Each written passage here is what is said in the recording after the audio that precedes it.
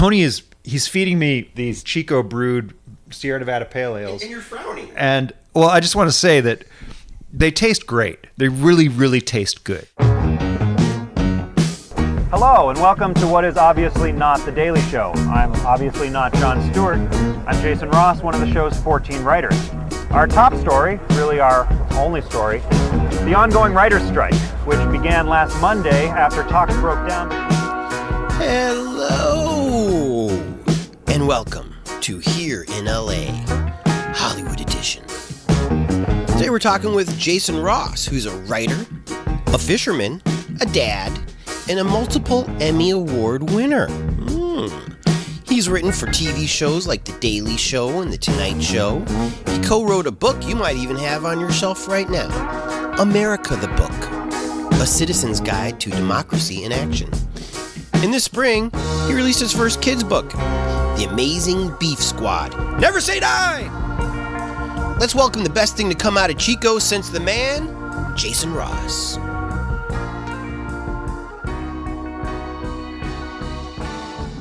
I'm here with Jason Ross, the famous Jason Ross. Today we're going to talk about Hollywood. And what's interesting about you, Mr. Jason Ross, is in many ways, and you may not look at it this way, but in many ways you have fulfilled the Hollywood dream.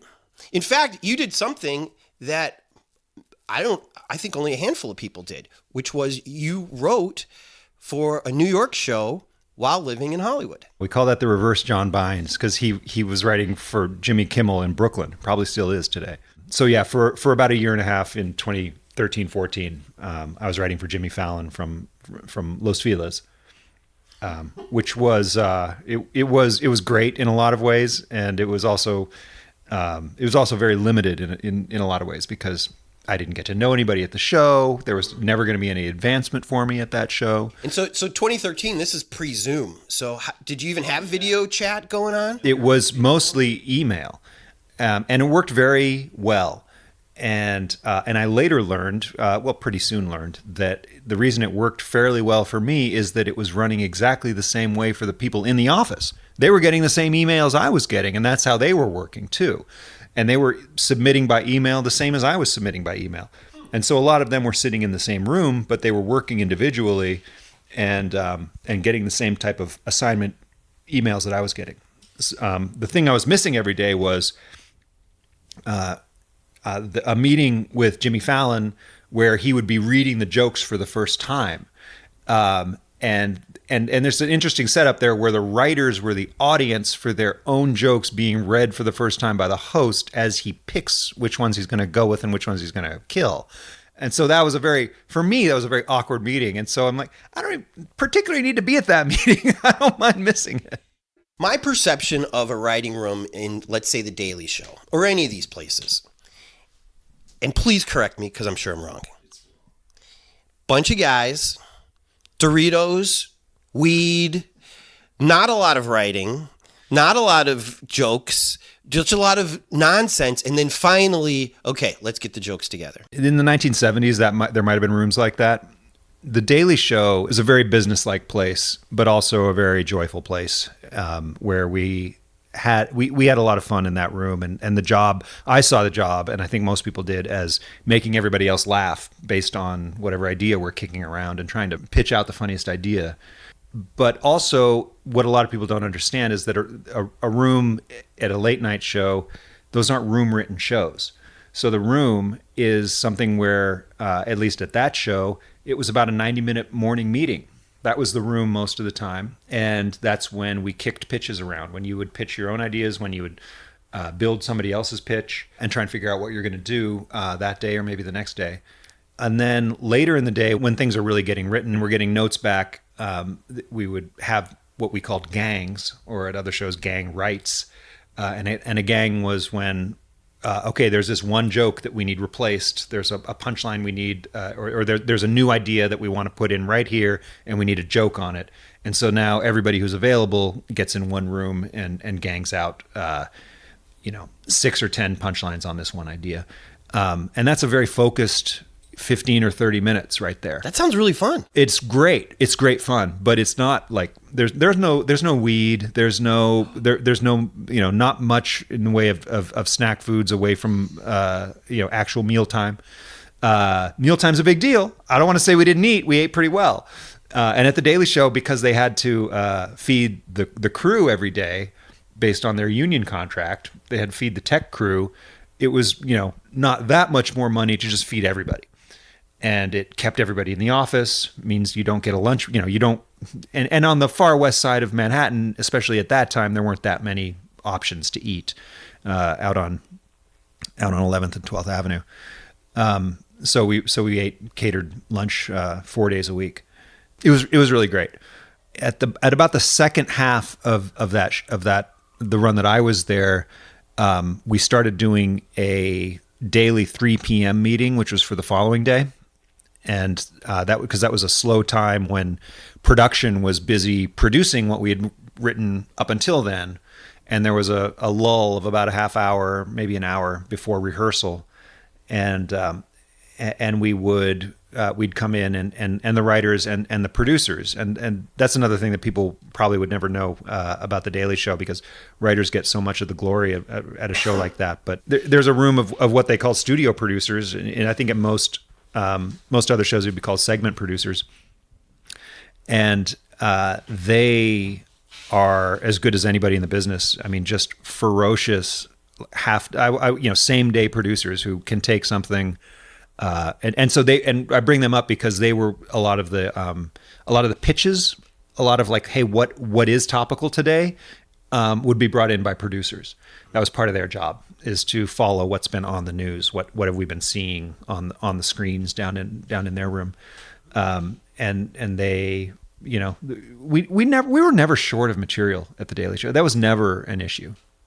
It was always a matter of, is this something that we can have an original take on? And W, and I'm sure Trump for the writers who had to deal with Trump. All writers had to deal with. But I feel like it was hard because of what you just said. What's the take? What's the take that not everybody on Twitter nowadays has? Because Twitter's pretty damn funny, and anybody can be funny on Twitter. Although the professionals are generally a little bit better at it. But still, so Dave Isikoff writes something funny, kicks your ass, and now you got to forget that for a second and have your own take on something. That's got to be hard. You're absolutely right that Twitter has yanked the rug out from under late night. It just has happened. So late night can still do it better. It can do it with production values. It can do it with video and sound and with little parody ideas that they can put together. But the novelty of that joke, it was almost like, watching Carson back in the 80s when we were teenagers. That was like, it was almost like church in the way that it was like a special hour. Like, this is an hour where we're going to laugh about the news during this monologue. This isn't something that we're going to take seriously. This is something we're going to laugh about for these 15 minutes of the day. And now it's all day long, all the time. Which is why I give so much props to a guy like Bill Maher or even John Oliver, who it takes them a week to get that show up. Let's say Matt Gaetz does something dumb on Monday. You would think all the jokes have expired before Friday. And yet Maher still, his monologue is awesome every single week. And the same with John Oliver. They do figure out how to have a different joke and a different take. And you're like, why didn't I think of that?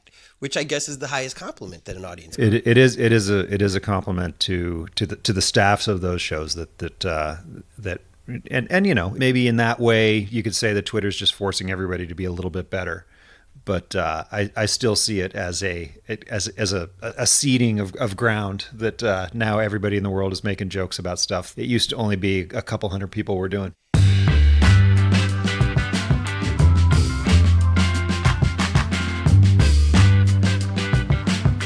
Let me ask you about writing in Hollywood compared to New York.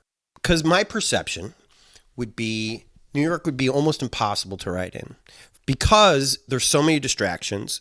And I know we're two different people, but if I can get Italian food at 3 o'clock in the morning, suddenly I'm not in front of my computer anymore. I'm walking down the street, getting Italian food, like really good Italian food at 3 a.m. Whereas here, I guess I can walk to the taco truck, but I'm probably not gonna because it's not the same. You're saying there are hours of the day when you get things done because you feel like the town is shut down around you? That's why I go to sleep at 6 a.m. because I usually work after everything's done. When everything's shut down. That's interesting. I guess I'm distracted by other things. I'm not distracted by Italian food in the middle of the night. I'm distracted by the internet. I'm distracted by the easy stuff that you'll get anywhere. And for the most part, I don't buy anyone's argument that one town is hard to write in and another town is easier to write in. It's always a matter of your discipline or your, if you're lucky enough to be in a cloistered kind of situation like a TV show where you have to show up at 9 a.m. and write something by 11 a.m., you're going to do it. And that's the thing. Hard deadlines, I think, are a blessing. Because if I'm sitting in this little cubby right here and I've got no deadline, I'm probably not going to finish. And so Daily Show was probably easy as far as that goes. I had a friend when I first moved actually to New York. He was a friend from Chico. His name's Alan, and he was a cellist. And he was a professional cellist who went to, I think, Morningside Conservatory. And he talked about Johann Sebastian Bach and how he lived as the composer at a church somewhere, I don't even know where, but his job was every single week to write a cantata or something for that week's mass, an original piece of music every single Sunday. It's the deadline. God's deadline. Every Sunday, Bach needed to hand in a piece of organ music. And that's why if you look up Bach's catalog, it's hundreds of pieces long because this guy lived every single week, locking the door, putting the notes down on paper. And if you can get yourself into that situation, there's nothing you can't create. So let's go back to perceptions again.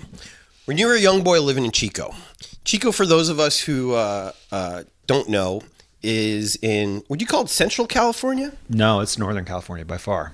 It's about 90 miles north of Sacramento. It's north of Sacramento? But yeah, 90 miles. It's a college town that is, it's an intersection of a lot of different cultures, which not a lot of college towns are, I think. It's an intersection of that year's college kids who are coming in from the Bay Area mostly, and some from Southern California. So it's this influx of college kids. There are long-term farming families who are there, who have been there for 100 years. And there are, especially when I was growing up, there were back to the land hippies. And then I think on a rolling basis, all of the college students who came to go to Chico State and then stayed because they liked it. And that was a very like middle-aged hippie kind of vibe. And so it was really the intersection of those, like broadly those three, and then there's families like mine. I was a faculty family. My parents were faculty at the college, so my parents came from the Midwest, and so there was always an influx of PhDs from all over the country who were setting up shop there. So you're in Chico, which now I know is Northern California above Sacramento. It's 90 miles north. What was your perception of Hollywood? If somebody said Hollywood in 1980, what are you, 5, 6, high school grad? 88. Okay, 88. Somebody said Hollywood. What would you think of? Well, the 80s and early 90s were not great times for Los Angeles. And I think I had a very strong Northern California chauvinism. And I don't think I ever would have, I wouldn't have been happy about moving to LA in the 80s or 90s. What about visiting? My first job out of college in 94 was at a small publisher in Chico called Moon Publications, not associated with the Universalist Life Church. If you say so. But it was part of that hippie culture that I talked about because some a guy wrote a guide. It was a travel book company. A guy wrote a guidebook while he was tripping on acid in Indonesia, and he was looking at the moon, and he said, "I'm going to call my company Moon Publication." And 20 years later, there's 20 people working there, and it's an actual going concern. It's getting acquired by other publishers and everything. Kids take note. Yeah, right. And I was an editorial assistant there, coming out of college. in '94, and I sort of agitated to go to the ABA, the American Booksellers Association conference in Los Angeles with this other a hippie who went to college in Chico in the early '70s and stayed, who is now working at the place, and we stayed in Hollywood at a motel. I want to say probably on Hollywood Boulevard, and I remember I treated it like a total debauch. I was just like, this, I'm going to a place with no soul. I'm going to a place with only low character. I'm going to like, this is just going to be like a sort of noir Hunter Thompson kind of vibe for the next 3 days. And that's kind of how I lived it. And then we left and I didn't miss it at all. And is that what your perception was in high school of LA in general? LA in general was like probably Hollywood also. Yeah, it was that it was smoggy, it was ugly, it was covered in concrete. There were no forests, no trees. You couldn't go fishing. You couldn't go inner tubing down a cold river the way you could just outside of Chico. And you have to also see it in terms of contrasting it with San Francisco, right? Where you live. I never even lived there, and yet I fetishized that place as a Northern Californian as a young adult, as a sort of magical city on the sea, where the fog rolled in and where there were cedar trees, and all of that was an authentic city to me, and Los Angeles was not authentic at all to me at that time. And so I guess this makes sense why when you left California, you went to New York. New York is an incredible, as a young person, New York is an incredible validator of you as a grown-up, because it's an entire city that you can walk, and you can walk into any door in that city. You can walk into Tiffany's. You can walk into 21. You can walk through New York, walk through Central Park. You can walk into the Met. You can walk into all these places, these world-class places. You can walk into an employer. When I moved there later, I walked into Spy Magazine. Just walked right in, handed them my resume. Same thing with the New York Times. I walked right in. New York is about walking through those doors. And that was an experience that I'd never had before, and it made me feel a way that I wanted to capture again. Through the front door. Yeah. Whereas in LA, everything's in the back door because that's where you're driving in. Yeah. Which blows my mind, because some of the front doors, especially on Wilshire in LA, are gorgeous. They're amazing, and yet they're locked, and like people look like you're stupid trying to open up that door. It's like, what? No, I'm walking on the street like a normal person. So you have children in New York, you raise children in New York, and then you bring those children to this sin hole, this Hunter S. Thompson sin hole of LA, because you were bored of New York? A couple things had happened. One, I was now working in entertainment, and I didn't have a ton of friends who had made the move west, and it worked out great. That hadn't really happened all that much, even coming from The Daily Show. It works out okay, but it hadn't quite worked out great. And also, Los Angeles had gone through a complete renaissance while I was on the East Coast. I mean, the late 90s, early 2000s in LA, I don't know, you could tell me what it was, but, things got really great here in a way that I think they probably weren't in the late 80s, early 90s. And it was palatable. You noticed. You could tell the difference. I could. We'd been coming here for, this is going to sound obnoxious. We had been coming here for Emmy weekend for a number of years in a row. Where'd they put you up for this? It was funny. We used to complain so much, like bitches. We used to complain. The Daily Show flew the entire staff, like 90 people. The tech crew flew them out, and those like. So they rented 90 rooms or whatever. Very generous. There was a place in West Hollywood called the Park, PARC. I think just the Park. Maybe the Park. Do you know it? I don't know. Oh, okay. For a couple of years, and then toward the end, I think they started cutting off the entire staff vibe. Like they're okay. We're just going to fly the nominees, and at that point, the hotels got a lot better. And at one point, it was Shutters, and another point, it was Casa del Mar. Yeah, nice. Yeah. Now the Emmys were they held in downtown? Yeah.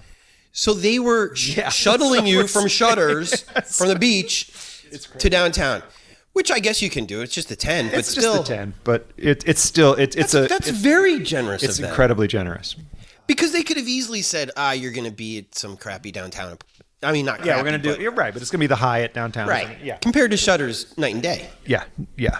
And by the way, talking about perceptions, when you're in New York and you talk to people about LA, they only think about the beach. Yeah, right. They don't think about the riots that you were thinking about in the 80s. I think that probably, I was never privy to the decisions of how those things got decided, but I think Jon Stewart probably wanted to stay by the beach. And he was enough of a democratic person, small d Democrat, that the staff is going to stay wherever I'm staying. That was a thing that I realized later, not every TV star puts his staff up in the same hotel that he stays in. And I had a few examples of they're not even on the same side of town as the rest of us, which is, that's to his credit.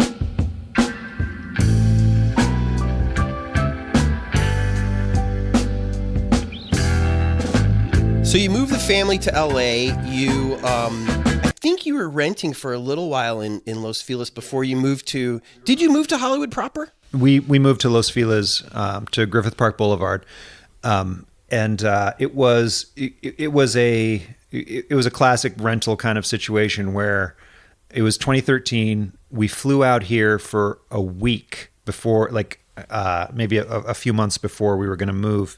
And we're looking for a place to move our family. We had 2 kids, young children.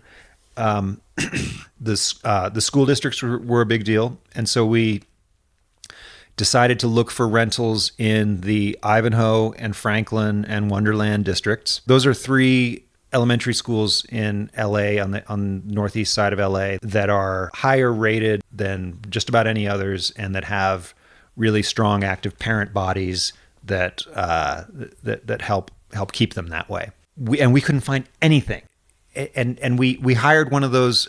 What's that agency with the obnoxious signs that were all over town? Well, now it's just apartments.com. Yeah, but I think it was. It had the Target shape on it. Yeah. Why can't I remember that? Based on Wilshire in Santa Monica, West Side Rentals. West Side Rentals. So we went with that. We did the thing through them, and they came up with, 1 or 2, just nothing for us. And then on our last morning, which is odd to me because it's you probably had an okay budget. It wasn't like you were. We were willing to. We're coming from New York, so we're willing to spend some money on rent. That was our world of rentals should cost, in the mid 4 figures. That's that's our world. And there just wasn't, Tony. I'm telling you, I don't know if it was a blip that year or that season or what, but it was tough.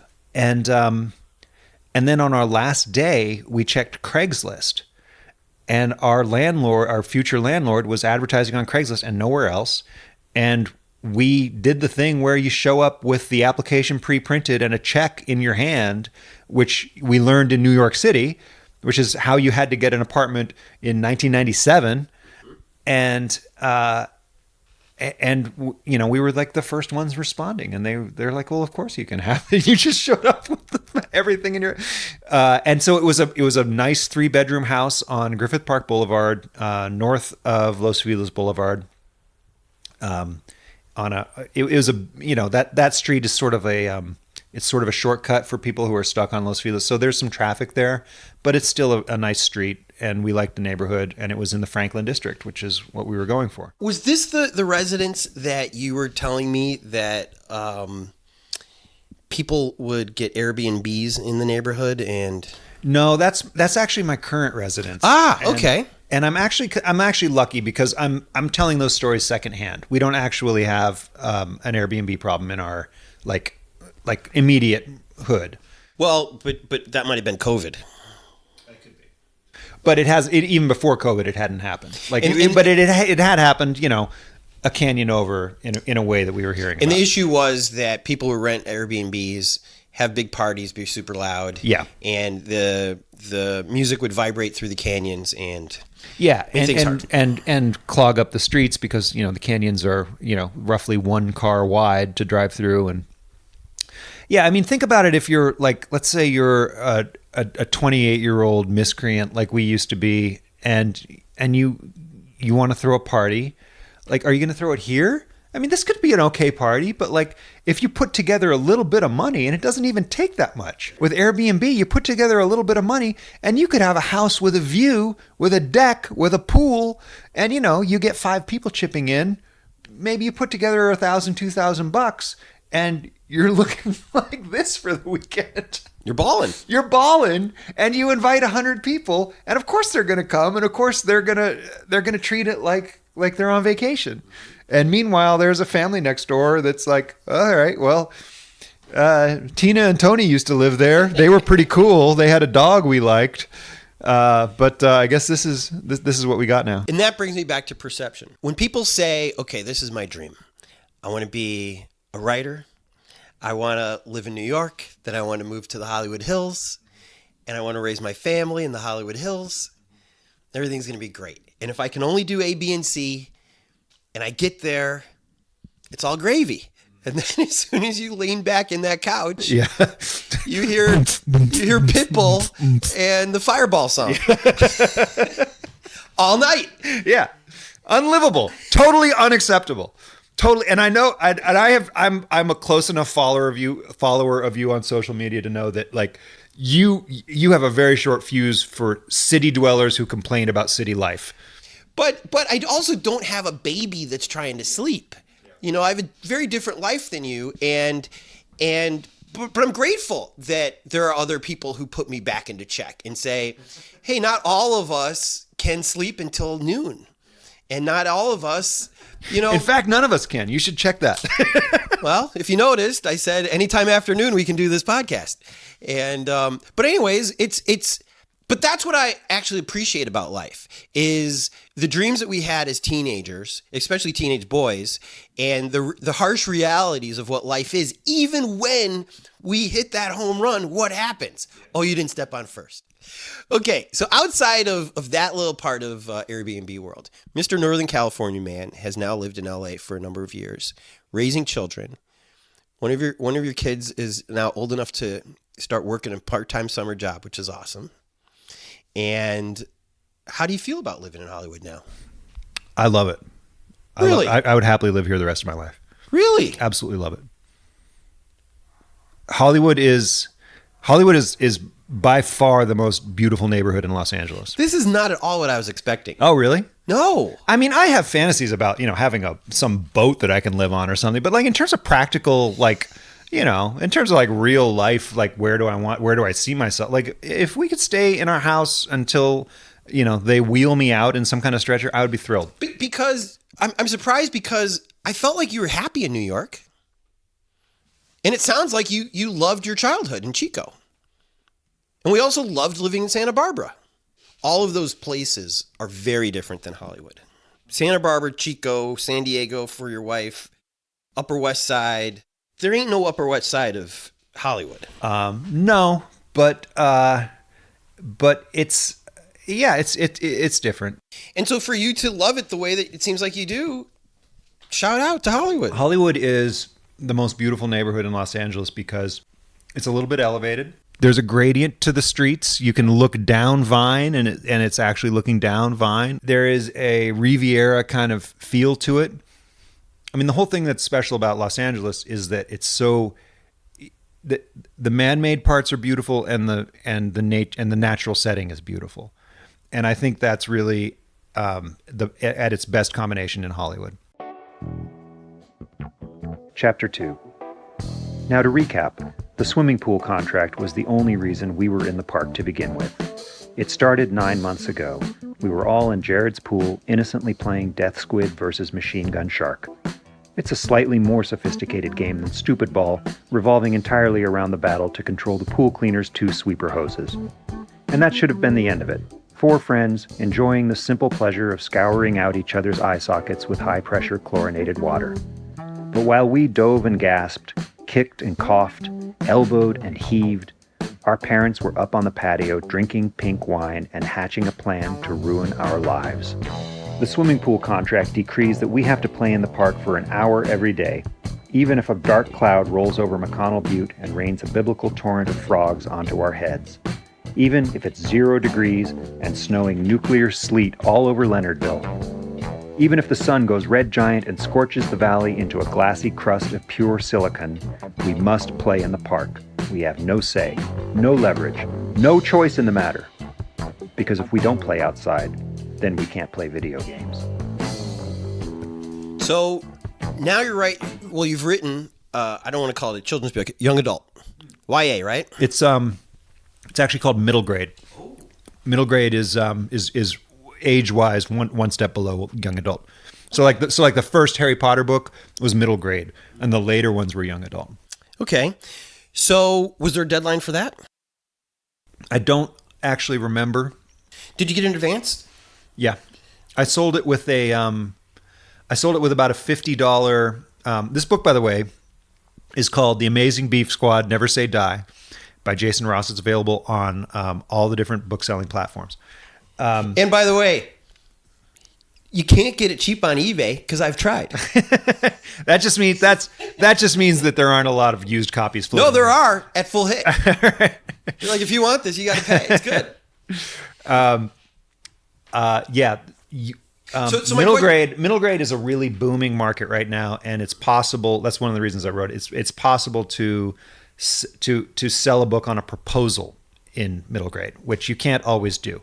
Really, what I was asking was, typically, I understand it. If they give you an advance, there is a deadline for certain things. Yeah. You know what? My contract might have had a deadline. I don't remember caring about it very much. I either wasn't worried about it, either because it was late enough, or because the vibe felt casual enough to me that it wasn't going to be a problem for me. And you knew you had a story in you. Yeah.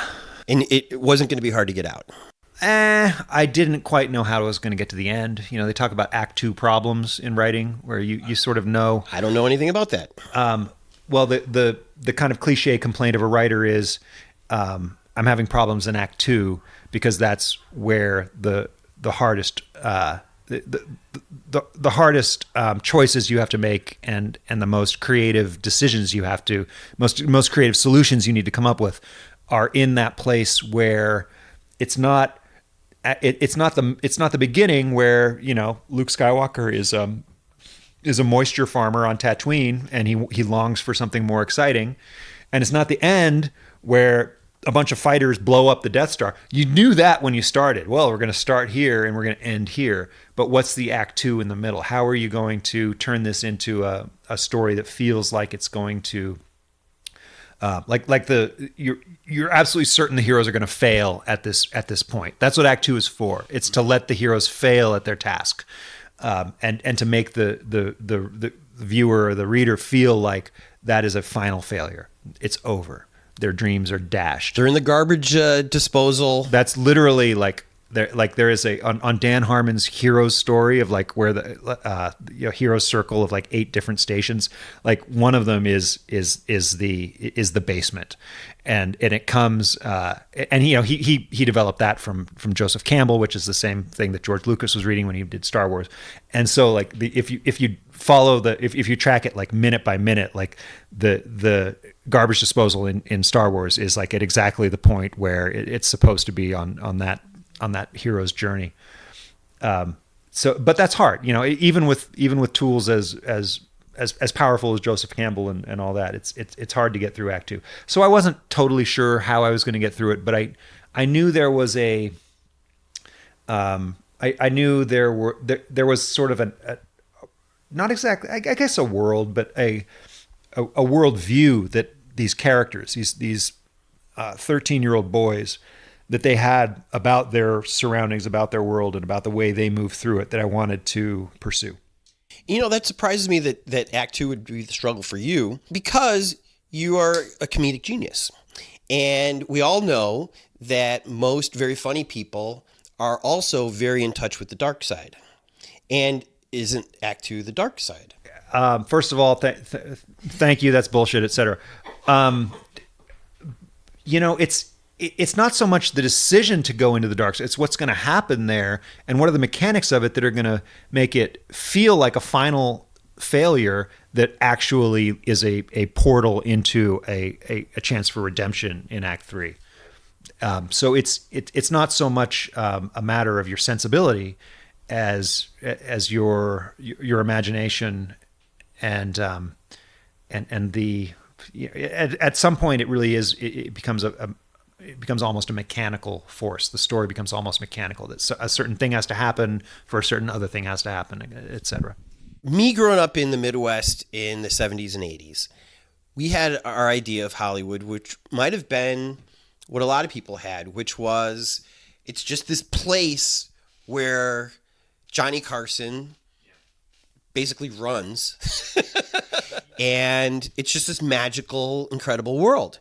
And then when I moved here and I started pumping gas in Beverly Hills of people like Lorraine Newman and the writer. You were pumping gas in Beverly Hills? Yeah, it was awesome. Amazing. It was so great. Wow. That's Act 1 of a movie right there. Like pumping gas in Beverly Hills. Trust me, even then I knew that. Yeah. And I was like, how do I write this? Because this guy hates cans. Well, I wish it was like that, but I knew I didn't belong there. Yeah. I knew that the other guys who were pumping the gas, they had families, and this was about twice, 2 times the minimum wage. Like, it was a good job. And when I showed up, they're like, of course we're going to hire you. You're going to college, junior college, but you're going to college. You speak English. You're dumb enough to say, I'll take any shift, and you'll actually show up to work. And so, but anyways, while it was going down, you're pumping it was all full serve gas station. So everybody there worked in the industry. And one of the guys wrote for Family Ties. And I recognized his car when his 2 smoking hot daughters were driving it and came in for gas. One of the things when you pump gas full service is you learn the cars. Because if you say the right thing, you'll get a tip. Or if you do the right thing. But you only have like 5 minutes. That's tops. So anyhow, I dated one of the girls, which is also one of the goals in your 5 minutes is, can you get a phone number? And so all of a sudden, I'm in Bel Air in the house across the street from Quincy Jones's house. And I was like, this is Hollywood, like quote unquote Hollywood. And I asked the girl I was with, terrible date, horrible date. These girls were so sheltered. But anyways, I said, is this what it's like? And she was like, a movie has recently come out called The Player. Hollywood is really about the player. Yeah.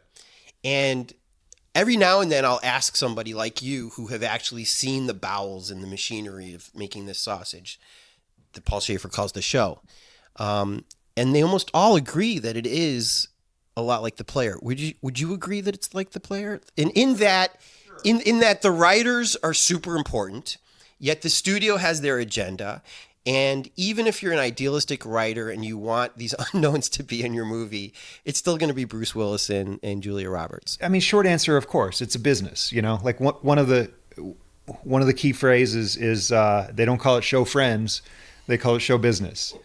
And that said, I've been really lucky to work really consistently with a lot of people who I do call friends.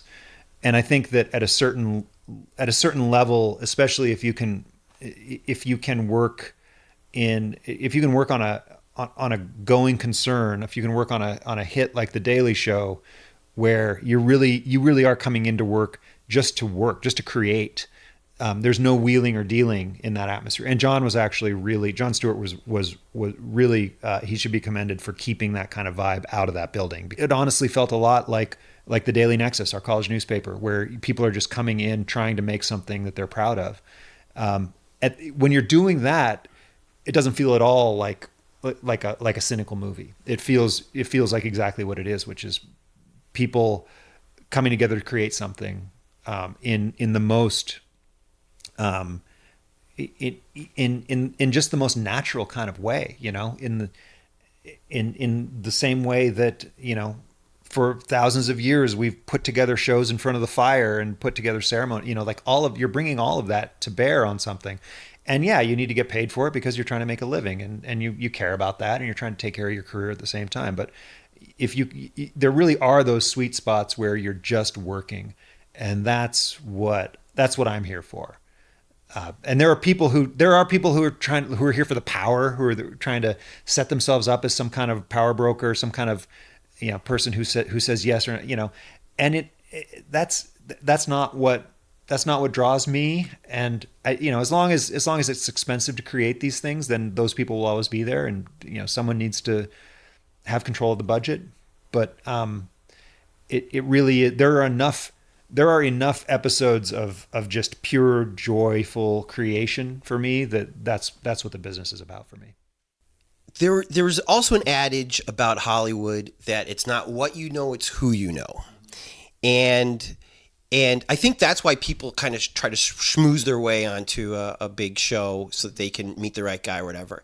But I think most people have a good radar for that. And from what I've read about you, you actually did get a help from a friend.